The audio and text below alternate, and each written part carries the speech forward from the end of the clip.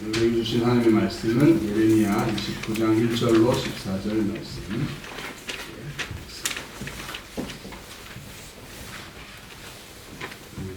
성도님들과 함께 한 절씩 교독해서 제가 한 절, 여러분이 한 절. 예레미야 29장 1절로 14절까지 말씀을 봅니다. 1절입니다. 선지자 예레미야가 예루살렘에서 이 같은 편지를 느부갓네살이 예루살렘에서 바벨론으로 끌고 간 포로 중 남아있는 장로들과 제사장들과 선지자들과 모든 백성에게 보냈는데, 그때는 여호야와 왕과 군중대사들과 유다와 예루살렘의 고관들과 민족과 토공들이 예루살렘에서 떠난다. 유다의 왕 시드기야가 바벨론으로 보내어 바벨론의 왕 느부갓네살에게로 가게 한 사반의 아들 엘라사와 hil기야의 아들 그마랴 편으로 말하되, 만군의 여호와 이스라엘 하나님께서 예루살렘에서 바벨론으로 사로잡게 한 모든 포로에게 이러하신 말씀하시니라. 너희는 집을 짓고 거기에 살며 텃밭을 만들고 그 열매를 먹으라. 아내를 맞이하여 자녀를 낳으며 너희 아들이 아내를 맞이하여 너희 딸이 남편을 맞아 그들로 자녀를 낳게 하여 내가 그들로 권상하고 소수를 잃지 아니하리라. 너희는 내가 사로잡혀 가게 한 그 성읍의 평안을 구하고 그를 위하여 여호와께 기도하라. 이는 그 성읍이 평안함으로 너희도 평안할 것입니다. 만군의 여호와 이스라엘 하나님께서 이와 같이 말씀하시니라. 너희 중에 있는 선지자들에게와 점쟁이에게 미혹되지 말며 너희가 꿈도 거짓되지 말라. 내가 그들을 보내지 아니하였어도 그들이 내 이름으로 거짓을 예언합니다. 여호와의 말씀이니라. 여호와께서 이와 같이 말씀하시니라. 바벨론에서 70년이 지나면 내가 너희를 보고 나의 소원한 말을 너희에게 성취하여 너희를 이곳으로 돌아오게 하리라. 여호와의 말씀이니라. 너희를 향한 나의 생각을 내가 아나니 평안이요 재앙이 아니니라. 너희에게 미래와 희망을 주는 것이니라. 너희가 너희에게 부르짖으며 내게 와서 기도하면 내가 너희에게 귀를 들을 것이요 너희가 온 마음으로 나를 구하면 나를 찾을 것이요 나를 만나리라. 이것은 여호와의 말씀이니라. 나는 너희들을 만날 것이며 너희를 포로된 중에서 다시 돌아오게 하되 내가 쫓아보내었던 나라들과 모든 곳에서 모아 사로잡혀 떠났던 그곳으로 돌아오게 하리라. 이것은 여호와의 말씀이니라. 포로 귀환이라고 하는 제목입니다. 기도드리고 말씀을 전하겠습니다. 하나님 아버지, 이 아침에 주님의 성탄을 기념하고 또 기다리는 마음으로 주님이 오셨던 그날을 감사하고 또 다시 오실 주님을 기다리고 사모하는 마음으로 주님 앞에 나와 찬양과 경배와 예물을 드리고 주님 앞에 엎드렸습니다. 이제 주님 기록된 말씀을 통해 우리에게 풀어주실 때에 주의 말씀이 우리 영혼에 들려줄 수 있도록 이 시간 말씀하여 주옵소서. 우리가 있는 이곳과 우리가 지금 하고 있는 일들, 주님께서 우리를 위해 행하신 일들이 어떤 것임을 깨닫고 주님 앞에 바르게 응답하며 살아가는 정상적이고 합당한 우리의 삶으로 계속해서 회복되는 그러한 은혜를 허락해 주옵소서. 부족한 자를 붙들어 사용해 주시기를 비옵나이다. 예수님의 이름으로 기도드립니다. 아멘.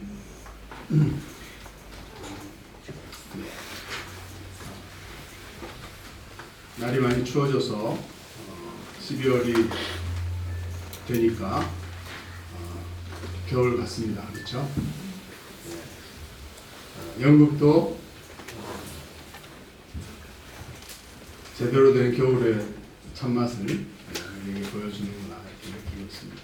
괜찮죠? 색깔이 좀 있어야 되죠. 계절들이 희미하지 않고 뚜렷한 내성주의를 겪고 있는데 감사하면서 잘 해결될 줄로 믿습니다. 두 번째 주님의 재림, 주님의 성탄과 또 대림의 그러한 소망을 담아서 함께 생각해 볼 말씀, 예레미야에 있는 이 말씀인데요. 이 말씀의 배경은 여러분들이 좀 아실 수 있을 텐데 29장 1절에 나와 있죠. 선지자 예레미야가 예루살렘에서 편지를 느부갓네살에 의해 포로로 잡혀간, 어디로 잡혀갔습니까? 바벨론이죠. 바벨론이라고 하는, 지금은 이제 이라크 땅, 그 땅으로 포로로 잡혀간 사람들. 특별히 2절에 나와 있는 여고니아 왕과 그 일행, 여호야긴이라고도 부르는 여호야김 왕의 아들이 잡혀갑니다. 두 번째 포로로 끌려가는, 두 번째 바벨론에 의해서, 느부갓네살에 의해서 성이 침략을 당하고 항복하고 또 끌려가는 그런 상황입니다. BC 597년 그때쯤 일어나는 건데, 그들이 떠나고 또 1차로 잡혀갔었습니다. 1차, 2차. 1차로 잡혀간 사람은, 대표적인 사람은 다니엘이라고 하는 청년이 또 잡혀가서 그쪽에 포로로 생활을 하고 있었고요. 지금 2차로 끌려가는 왕이었던, 젊은 왕이었던 여호야긴과 그 무리들이 끌려가고, 그 중에는 우리가 알고 있는 에스키엘이라고 하는 제사장, 젊은 제사장도 포함되어 있었죠. 2차로 포로로 끌려가는 자들, 그들을 향해서 예루살렘 지역에서 왕과 함께 선지자로 활동하고 있던 예레미야, 제레마야, 이 예레미야라는 선지자가 편지를 보낸 내용이 오늘의 말씀의 배경이 되겠습니다. 이스라엘은 느부갓네살 바벨론이라는 나라의 속국으로 지금 되어 있기 때문에, 그리고 제대로 이렇게 정복당한 속국의 왕으로서 제국의 지배를 잘 받고 조공을 잘 바치고 이렇게 하면 문제가 없을 텐데, 저 밑에 보면 이집트라고 하는 제국이, 옛날부터 건재하던 그 제국이 이 메소포타미아에 있는 제국과 늘 갈등 관계를 맺고 있었죠. 지금도 바벨론, 신바벨론이가 일어나서 느부갓네살에 의해서 정복당하고 전쟁을 이집트와 하고, 이집트가 져서 물러가기도 하고 이런 상황이었지만, 그 사이에 있던 이스라엘은 양쪽의 눈치를 보면서 이쪽에 붙어서 바벨론을 대적하고 또 거기로부터, 그 지배로부터 벗어나려고 하는 이런 알력 가운데 있었어요. 그래서 수시로 반역하고 눈치 보고 있어서 바벨론 왕이 계속 1차, 2차, 그리고 3차가 되면, 이때부터 한 10년 후가 되면, 그 당시에 마지막 왕이었던 시드기야가 편지를 보냈지 않습니까? 10년 정도 후에는 3차 침범에 의해서 완전히 이스라엘이 망하게 되는 그런 사건. 약 10년 전에 2차로 포로로 끌려간 자들을 향해서 예레미야 선지자가 보내고 있는 편지의 내용이 오늘의 본문 내용입니다. 한마디로 그 내용은 무엇입니까? 4절부터 나오죠. 이와 같이 말씀하십니다. 포로들에게 5절에 보면, 너희는 집을 짓고 거기에 살며 텃밭을 만들고 그 열매를 먹어라. 포로로 끌려가 있고 끌려가는 사람들을 향해서 너희는 거기에 집을 짓고 텃밭도 만들고 열매를 먹어라, 정착해라, 이런 얘기를 하고 있죠. 그 다음에 9절에 보면 아내를 맞이하여 자녀를 낳고 자녀들에게 또 아내와 남편을 맞이하기 위해서 가정을 꾸리기 위해서 그곳에서 계속해서 자녀들을 낳게 번성하게 하여라, 그런 예언을 해줍니다. 그리고 7절에 보면 사로잡혀가게 한 그 성읍, 바벨론의 도시, 수도, 그곳에 평안을 빌어라. 원수와 적국과 같은 그 나라에 하나님의 평안이, 샬롬이 임하도록 그 나라를 위해서 기도해라. 거기에 평화가 임함으로 너희에게 평화가 있고 너희가 그 평화를 누릴 것이기 때문이다. 이렇게 이제 얘기를 합니다. 이 내용이 뭐 어떻게 들려지십니까? 8절 9절에 나와 있는 하나님께서 경고하고 있는 거짓된 선지자들의 이야기가 나오죠. 거기에 보면 하나님께서 말하지도 않았는데 그들이 너희 가운데서 예언이랍시고 말하면서 내 뜻이 아닌 것을 얘기하고 있는데 그것을 경계해라. 그들은 내가 보내지 않았다. 이런 얘기를 같이 예레미야가 하고 있습니다. 그 얘기는 우리 예레미야서를 쭉 살펴보면 나오는데 하나님께서 2년 있으면 포로된 우리를 본국으로 구원해서 돌려보내실 것이다. 이런 예언을 하는 사람도 있었습니다. 그러니까 여러분 그 얘기를 하나님께서는 내가 한 말이 아니다 이렇게 말하시고요. 그 다음에 10절에 보면 한번 읽어볼까요? 여호와께서 이와 같이 말씀하시니라. 바벨론에서 70년이 차면 예언을 돌보고 나의 전한 말을 너희에게 성취하여 너희를 이곳으로 돌아오게. 몇 년이죠? 70년. 예. 주변에 하나님께 예언을 받았다고 하는 사람들은 2년, 몇 년 있으면 돌아갈 거다. 여러분 2년이면 귀환할 거다라는 얘기랑 70년이 차면 돌아갈 것이다. 느낌이 어떻게 다르시죠? 2년, 3년이면 희망을 가질 수 있지만 70년 후에 돌아오게 될 것이다 하면 우리가 그런 얘기 들었다면 여기서 살아남을 사람이 좀 있을까요? 우리 자녀들은 70세, 80세 정도 되어서 돌아올 수 있을까요? 나이가 들어가지고 돌아올 수 있을까요? 이 예언이 복된 예언, 희망을 주는 예언이 맞나요? 70년. 왜 하나님은 그들이 망하고 하나님의 나라, 하나님의 백성이라고 하는 자들이 망하게 하고 돌아오기까지 70년을 정하셨을까?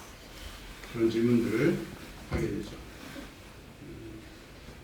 여러분 왜 70년입니까? 70년이면 한 세대, 두 세대가 훌쩍 넘어가는 그런 자들입니다.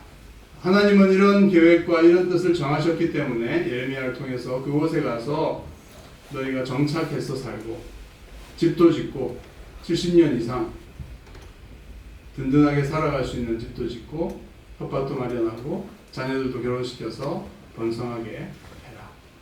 이것이 너희를 향한 나의 생각은 재앙이 아니라 미래를 주는 소망을 주는 것이다. 이렇게 말씀하시는 것이 과연 이 예언을 받는 사람들에게 그렇게 들렸을까? 우리는 상당히 우리 중심적이죠. 70년이면 돌아가는 건 좋긴 한데 너무 길다. 나랑은 관계가 없는 것이다. 여러분 이것이 나에게 평안이고 나에게 미래고 나에게 소망을 줄 수 있는 것일까? 이런 질문을 하죠. 왜 70년인가? 보면 예레미야 9장에 보면 하나님께서 이렇게 단식하고 예레미야가 눈물의 선지자로 알려져 있습니다. 참 눈물 흘리고 단식하던 자기 민족이 하나님 앞에 범죄하고 악을 행하여서 하나님의 마음으로 눈물 흘리고 주야로 이렇게 하는 표현들이 많이 나오는데 그 대표적인 것이 여기죠.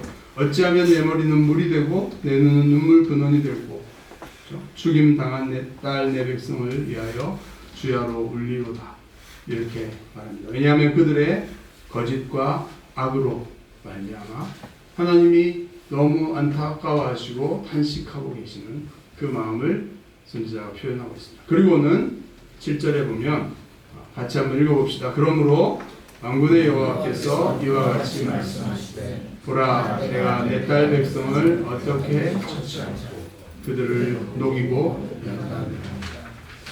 여러분 하나님께서 계속 선지자들을 보내어서 하나님의 법으로 돌아오고 그들의 악을 버리고 하나님의 백성답게 살아가라고 촉구했지만 그들이 계속해서 불의를 행하고 악을 행하고 거짓된 길로 나아가서 하나님의 심판을 피할 수 없는 상황이 되었을 때 하나님은 그들을 어떻게 처치할까 이렇게 스스로 고민하시면서 그들을 녹이고 연단하리라. 그들의 죄악을 녹이고 풀무불에 집어넣어서 그 불순물들을 다 제거하기까지 테스트하고 연단하고 녹여버려야겠다. 죄악을 다루고 처리해야겠다. 이렇게 결심을 하십니다. 그래서 그 결과로 이스라엘 나라가 침범을 받고 멸망당하게 되죠. 여러분, 이 오늘의 본문에도 보면 내가 느부갓네살이 잡아가고 느부갓네살이 어떻게 하고 이게 아니라 보시면 내가 이렇게 말합니다. 내가 예루살렘에서 바벨론으로 사로잡혀가게 한 모든 포로에게 이렇게 말씀하시고요. 그런 부분들이 내가 그들을 보냈고 내가 그렇게 잡혀가게 했다. 하나님께서 그렇게 하셨다라고 말씀하고 있습니다. 하나님은 그들의 죄악을 녹이고 다루는데 70년이 필요하셨던 거죠.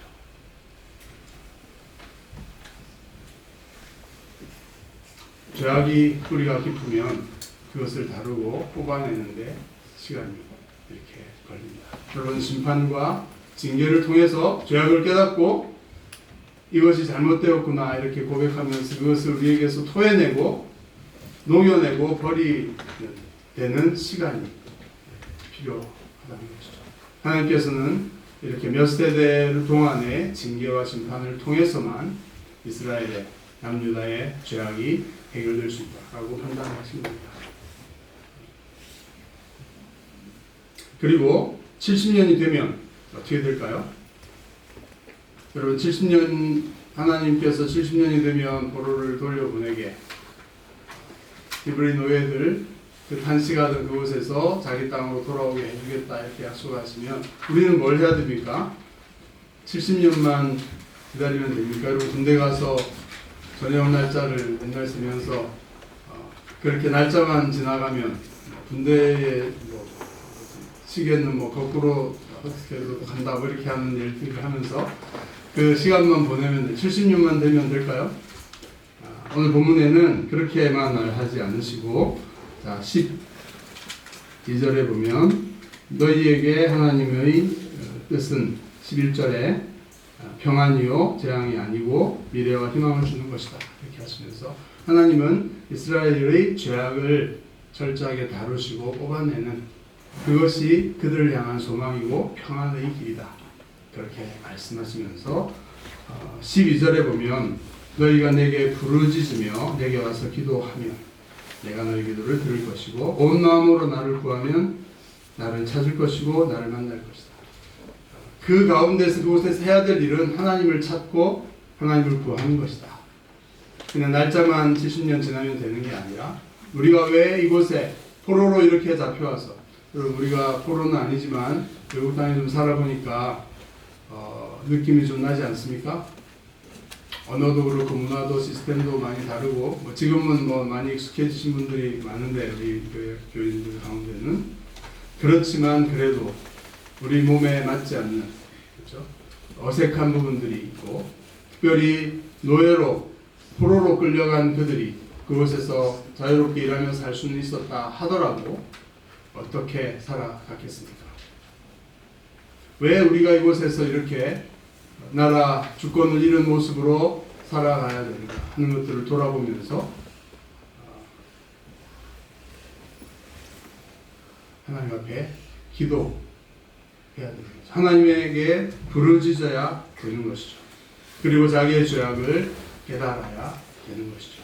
그리고 그 죄악을 하나님 앞에서 기도하고 하나님을 찾고 하나님 앞에 고백하고 죄악을 버리는 그런 일들이 있어져야 된다고 주님은 말씀하십니다. 그것이 이스라엘의 평안과 미래의 소망을 갖게 하는 그런 것이다라는 것을 예레미야는 얘기해 주는 것이죠. 실제로 이 예레미야의 70년에 대한 예언을 기억하고 하나님 앞에 70년이 거의 되었을 때 이렇게 기도했던 사람이 있습니다.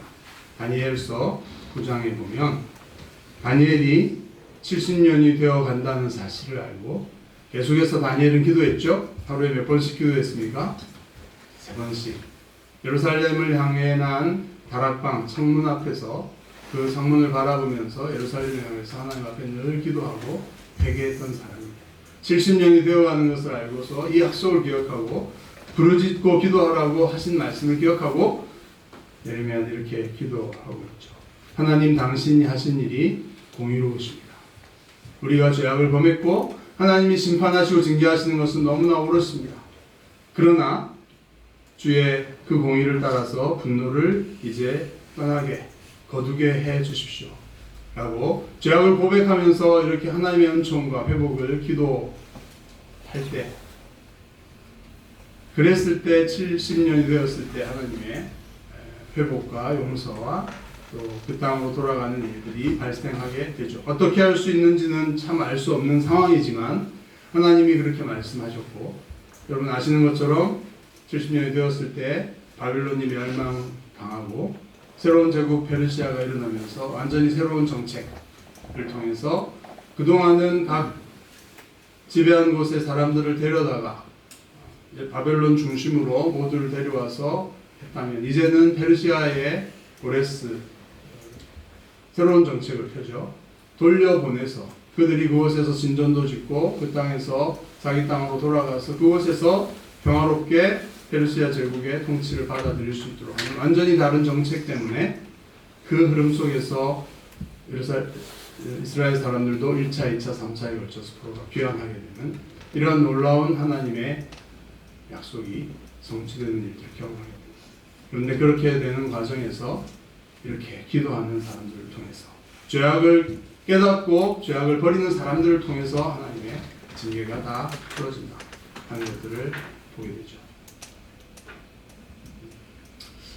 그 포로 생활이 끝났을까 하는 질문들을 하게 됩니다. 구약이 끝나가는 시점, 그리고 예수님이 오시던 그 시대에 제국들이 계속 일어났죠. 다니엘을 통해서 연했던 헬라 제국, 로마 제국까지. 그래서 이스라엘 나라는 독립했던 적이 있었지만 다시 속국이 되어서 예수님 당시만 해도, 메시아를 기다리던 그 당시만 해도 포로 같은, 정복당하여서 노예처럼 지배당하는 그런 일들이 계속되었습니다. 그러니까 하나님께서 70년이 차서 돌아가게 하시는 일이 있었지만, 크게 보면 이스라엘이라는 나라가 자유롭게 완전히 회복된 이 놀라운 약속을 회복하고 이루는 하나님의 나라가 이 땅에 온전히 임하게 하는 그런 것은 아닌, 그것과는 거리가 먼 생활, 노예 생활, 지배받는 생활을 계속하고 있었습니다. 그래서 메시아가 와서 우리를 포로로부터 귀환시켜주고 해방과 자유를 주시도록 기다리고 있는 것이 메시아를 대망하는 것이었습니다.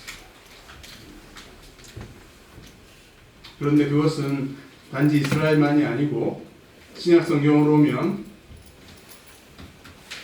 모든 백성, 모든 민족이 노예 생활, 포로로 노예 생활을 하고 있다라고 얘기하고 있습니다. 오늘 처음에 예배를 시작하면서 읽었던 아들을 낳으리니 그 이름을 예수라 하라. 이는 그가 자기 백성을 그들의 죄로부터 구원할 자이십니다. 여러분, 모든 사람들이 구원이 필요한, 죄로부터 구원이 필요한 상태에 있다는 것을 얘기하고, 그것을 행하실 구원자가 바로 예수, 구원자라는 뜻의 이름, 예수님이 오신다는 것을 말합니다. 모든 인류는 죄 아래 종노릇하고 갇혀 있다는 것이 성경에 예수님이 오셔서 하신 말씀이었습니다. 예수님을 죽이려고 하던 유대인들, 바리새인들을 향해 예수님께서 죄 가운데 있으면 우리는 자유합니다, 무슨 해방입니까? 이렇게 반론하는 그들을 향해서 죄를 짓는 자들은 죄에게 종노릇하고 있고 그 배후에 있는 거짓의 아비인 마귀, 사탄의 지배 가운데, 죄 가운데 살고 있다는 것을 얘기하고 있습니다. 여러분, 오늘날 우리에게도 이런 포로로부터의 귀환이 필요하다. 그래서 예수님이 오셨다. 예수님의 오심을 우리가 기념하면서 또한 역시 주님께서 우리의 삶에 진정한 자유와 해방을 주셔야 된다는 것을 우리는 소망하고 있습니다. 여러분, 죄와 싸우고 계시죠? 죄의 결과, 죄의 지배 가운데 종노릇하고 포로로 살아가고 있다는 것을 느끼십니까? 우리 삶에서 해방이 이루어지게 되었습니다. 예수 그리스도를 통해서. 한번 로마서 8장 1절 2절 한번 읽어볼까요? 시작. 그러므로 이제 그리스도 예수 안에 있는 자에게는 결코 정죄함이 없나니, 이는 그리스도 예수 안에 있는 생명의 성령의 법이 죄와 사망의 법에서 너를 해방했습니다. 우리에게 해방이 하죠. 그런데 우리가 오해할 수 있는 부분은 이것입니다. 그리스도 예수 안에 있는 우리에게는 결코 정죄함이 없다. 이는 그리스도 예수 안에 있는 생명의 성령의 법이 죄와 사망의 법에서 너를 해방하였습니다. 그리고 로마서 8장을 쭉 읽어보면 우리에게 정죄함이 없고 우리가 해방되어졌다는 그 사실이 예수를 믿고 죄의 용서를 받았다는 것으로 끝나는 것이 아니라, 그렇기 때문에 죄에서 해방되었다고 말하지 않고 있다는 사실입니다. 생명의 성령이 나오시죠. 그리스도 안에 있는 자에게는 정죄함이 없는데요. 그러나 왜냐하면 해방되었기 때문이다. 죄로부터 해방되어지는 경험을 하기 때문인데, 그것은 어떻게 누구에 의해서요? 생명의 성령의 법에 의해서. 성령께서 예수 그리스도의 오심으로 말미암아 성령이 주어졌고, 그 성령으로 인해서 우리가 죄의 법이 아니라, 사망의 법이 아니라, 그 지배죠. 법이라는 것은 그 지배가 아니라 생명의 성령의 법, 지배를 통해서 실제적으로 죄로부터 자유로워지는 경험들을 해 나가게 되었기 때문에 라고 얘기하고 있습니다. 뒤에 보면 계속해서 나오죠. 3절 4절 율법이 육신으로 말미암아 연약하여 할 수 없는 것을 하나님이 하시는 것인데, 그것은 예수의 몸에 죄를 정하셔서 정죄하셔서, 예수님이 십자가에 죽으실 때 하나님께서는 예수를 죄로 만드셔서 그에게 죄를 정하셨죠. 정죄하셨습니다. 우리의 죄악을 예수님께서 다 지시고 자신이 죄가 되셔서 하나님의 정죄의 대상으로 십자가에서 고통스럽게 진노와 정죄를 받아서 저주를 받아서 죽으셨습니다. 그렇게 하심으로써 이제는 육신을 따르지 않고 그 영, 성령을 따라 행하는 우리에게 율법의 요구가 이루어지게 하신다. 거룩하게 살아갈 수 있게 하는 그 요구, 율법의 요구가 성취되게 하신다. 성령으로 아니라. 그래서 성령의 생명의 성령의 법이 우리를 해방하였다. 이 말은 성령을 쫓아, 우리의 육신을 쫓아 하나님께서 아들의 몸에 그 육신에 정죄하신 그 육신을 따라 사는 게 아니라, 이제는 주신 성령을 쫓아 살아갈 때 우리 삶에 죄의 지배로부터 해방을 경험하는 그런 가운데, 율법의 요구를 이루어가는 그런 가운데에서 해방을 누리게 되었다. 그렇게 함으로써 더 이상 우리에게는 정죄함이 없다는 사실이 확인되어진다는 것이죠. 선언적인 것이 아니라 성령을 따라 살아감으로써 우리의 삶에서 우리를 지배하고 있는 법, 죄의 법, 사망의 법, 사망의 흔적들, 사망이 영향을 끼치는 그런 것들, 죄에 속한 것들로부터 우리가 해방되고 자유를 경험하게 되었다는 것입니다. 여러분, 그걸 경험하고 계셔야 예수님이 오셔서 우리를 구원하셨다는 것이 실제로 느껴지고 감사가 넘칠 수 있고, 그렇게 되어졌습니다. 아멘인가요? 경험하고 계십니까? 아직도 죄가 우리 가운데 지배하고 싸우고 있는 현실이 있죠. 거기에서 진짜 승리하는 것을 경험해 보신다면, 육신을 쫓지 않고 영을 쫓아 살아갈 때 진짜 죄가 나에게 그 법과 지배가 무력하고 성령의 역사로 내 삶에 하나님의 통치가 임하고 율법의 요구가 이루어져 가는 것을 현재 지금도 경험할 수 있을 때, 진짜 예수님이 나를 죄와 죽음으로부터 해방하셨구나, 내가 포로로부터 자유롭게 해방되었구나 하는 것들을 경험할 수 있죠. 우리의 힘으로가 아니라 성령을 쫓아 행하는 삶의 비결을 통하여서.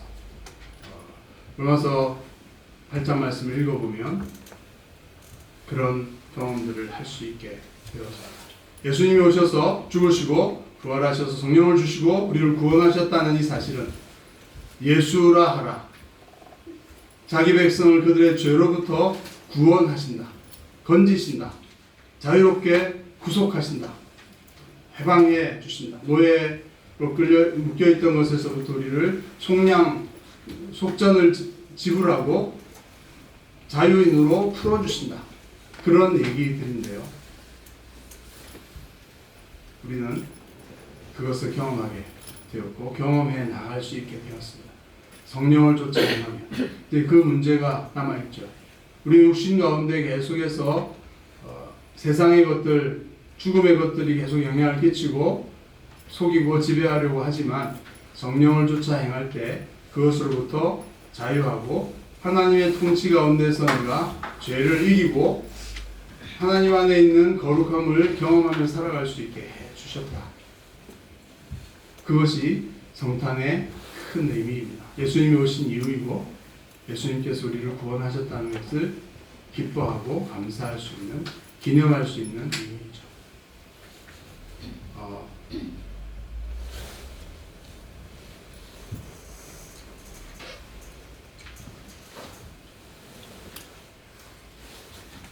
그 고백이 12월에 매일매일의 가운데 캐롤을 부르고 성탄을 감사하고 생각할 때 그냥 선언적이고 내가 의롭다함을 받았고 하나님 앞에 이제 앞으로 내가 구원받을 것이다 이렇게 막연한 것이 아니라 내 삶 속에서 성령께서 함께 계시고 성령을 의지하고 살아갈 때 내 안에서 죄와 유혹과 악한 것들이 무력화되고 성령의 지배와 통치로 내가 충만해져서 하나님의 거룩함으로 변화되어 가는 것을 생생하게 경험하는 그런 충만한 가운데서 이렇게 하신 것이 그리스도께서 십자가에서 정죄받으시고 죽으시고 부활하셔서 성령을 주신 그 놀라운 사건이 내게 이렇게 와닿고 경험되고 있구나. 이렇게 고백하면서 구원하신 주님, 나를 죄로부터 죽음으로부터 해방하신 주님을 높이고 감사하는 그런 찬양과 고백이 순도 높은 그런 감사가 찬양이 넘치는 그런 삶이 되어지기를 바랍니다. 여러분 그렇게 되셨습니다. 포텐셜이 이미 주어졌고 문제는 성령을 쫓아 행하기만 하면 우리를 지배해왔던 어떤 것으로부터 우리를 자유롭게 풀어줄 수 없었던 거기에서 그리스도와 그 피와 성령에 의해서 완전히 자유를, 해방을 경험하게 되었다. 우리 자녀들과 우리 한 발자국만 나가면 그렇죠? 죄와의 싸움이 얼마나 치열한지 우리 마음에도 얼마나 많은 유혹과 거짓되고 악하고 잘못된 생각들이 우리의 삶에 많이 있는지 예수님께서 다 얘기해 주셨죠. 십계명이 행동으로만이 아니라 마음으로부터 하는 모든 것이 영적 전쟁 가운데 우리가 살아가시다. 그것을 승리할 수 있는 엄청난 능력과 잠재력을 성령으로 주셨다. 여러분 놀랍지 않습니까? 성탄을 통해서 예수님이 오심을 통해서 그 일이 우리에게 주어졌고 우리가 그 놀라운 구원을 받았다. 여러분 확신하시죠? 그 경험이 생생하게 매일의 삶 속에서 있기를 바랍니다. 그것을 경험할 때 더 이상 그리스도 안에 있는 나에게는 결코 정죄함이 없구나. 어떤 의롭다함을 받는 미래의 어떤 선언적인 의미도 법정적인 의미도 있지만 실제적인 삶의 경험 속에서 성령 안에서 생명의 법, 성령의 생명의 법이 나를 해방하였다는 사실을 날마다 경험하는 가운데 이 구원을 하신 그 주님을 경험하고 정죄함이 없는 그런 고백들이 주님 앞에 찬양으로 올려드려지는 그런 삶을 살아갈 수 있고 그렇게 살아갈 수 있기를 바라는 것입니다. 매일 그렇게. 그러다가 우리가 하고 있는 일들은 이것이죠. 그러다가 마지막으로 장차 우리의 몸이 완전히 해방되는 포로로부터 죄와 죽음의 그런 지배로부터 완전히 해방되는 약속이 주어져 있습니다. 피조물들도 공허한데 굴복하면서 썩어짐의 종로를 타고 있다. 사람들의 타락과 죄 때문에 피조물 모든 자연 우주와 자연계가 고통하고 신음하고 있다. 그러나 주님께서 다시 오시게 되면 우리의 몸이 완전히 영광스러운 자유한 모습으로 속량, 몸의 속량을 기다립니다. 그럼 우리가 예수님의 재림을 기다리니까 예수님 오셨으면 좋겠습니까? 다시? 주중에도 그런 말씀을 묵상하고 나눈 적이 있지만 우리는 그렇게 고백은 원칙적으로 해야 되지만 진짜 예수님이 오신다 보다는 이 땅에서 좀 더 해야 될 일들 갖고 싶고 이 땅에서 추구하는 것들을 더 많이 집착하는 것 같습니다. 여러분, 우리가 지금 죽고 부활에 참여하는 구원, 주님이 부르시는 그 나라에 가는 것 더 좋은 일입니까? 병원에서 씨름하고 있는 저희 자녀가 주님이 부르셔서 떠나가는 것, 그것이 더 좋은 일일까요?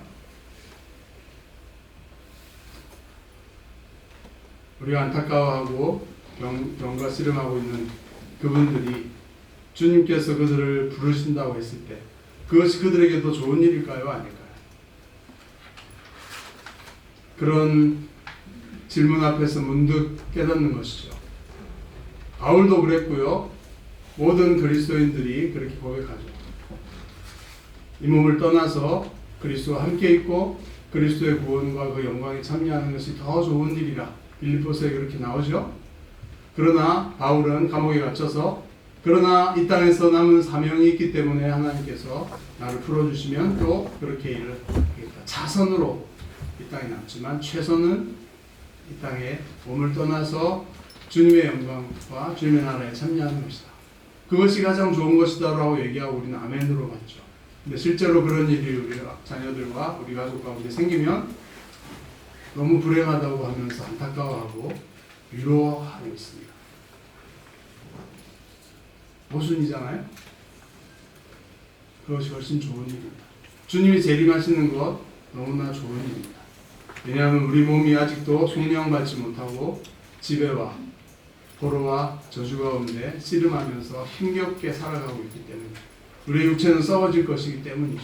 육에 속한 것들을 그렇게 붙잡고 집착하면서 살아가는 것은 영원한 것이 아니라는 것을 알고 있는데 우리는 아직도 이 세상의 가치와 그 생각에 지배당하고 오리엔테이션이 거기에 있다는 것을 문득문득 깨닫지 않습니까? 하나님의 구원과 하나님 나라가 그렇게 같이 있는 것일까요? 그것이 영원한 소망과 평안과 미래를 주는 우리의 희망일까요? 그것이 맞습니다. 그렇게 우리의 사고의 중심이 하나님 나라로 바뀌어져야 될지라도 이 땅에서 당하는 일들 그것이 우리를 더 이상 좌우하지 못하도록 우리를 지배하지 못하도록 하나님 나라에 더 가치 있는 것들을 추구하면서 주님이 부르신다 해도 기쁘게 그 도전들의 주중에 있었습니다. 지금도 마찬가지고요. 그러나 그것이 더 좋은 일이라고 저는 고백할 수 있고 주님께서 그 일을 하신다면 당사자에게 가장 좋은 일이기 때문에 기쁨으로 축복하면서 감사하면서 보내줄 수 있어야 됩니다. 이런 결론을 갖고 있습니다. 진짜 그렇게 할 수 있을지 모르겠지만 여러분 그렇게 살아가십시오. 그리고 주님이 오셨을 때 그 주님이 재림하실 그날 우리 몸의 속량을 소망하면서 이 한시적인 이 땅의 것들에 상대화시키면서 절대적인 하나님 나라를 기다리고 추구하면서 살아가는 일이 되었으면 좋겠습니다. 바울의 고백과 같습니다. 하나님께서 우리 사랑하는 씨름하는 모든 분들이 이 땅에 사명이 있고 이 땅에 와서 그런 과정을 통해서 하나님이 하게 하신 일들이 있기 때문에 지금까지 붙들고 계신다. 그렇게 회복해 주실 것이다. 그것을 기도하는 분인 것이죠. 그러나 그것이 최선이기 때문이 아니라 하나님의 나라를 위한 하나님의 뜻이 이루어지기 위해서 함께 싸우고 지키고 세워나가는 것이다. 이것을 잊지 않았으면 좋겠습니다. 그런 마음 가운데 어떤 상황 가운데서도 감사하고 소망을 안고 평안 가운데 하나님의 선하심 너희를 향한 나의 생각은 재앙이 아니라 평안이다 하는 이 말씀. 포로 가운데 살아가고 있는 그들을 향한 이 주님의 마음, 주님의 말씀이 그 포로로 끌려가서 고통하는 그 사람들에게 별로 와닿지 않을 얘기. 이게 어떻게 재앙이 아니란 말인가? 이것이 어떻게 평안이고 미래와 소망을 주는 말이란 말이야. 70년이나 포로 생활하는데 나와 관계없는 그 회복이 무슨 평안이고 축복이란 말이야. 이렇게 말하지 않고 하나님 앞에서 우리의 죄악이 너무나 깊기 때문에 그것을 계속 기도하고 뽑아내면서 하나님이 하신 일이 옳다고 고백하고 찬양하면서 또 하나님의 은총을 구하면서 영적인 싸움들을 감당해 나가고 하나님 나라를 이루어 나가는 우리가 되었으면 좋겠습니다. 그 소망 가운데 오늘도 승리하는 우리 모든 성도님들 되시기를 축복합니다. 이제 찬양 드리면서 열방의 소망이신 주님을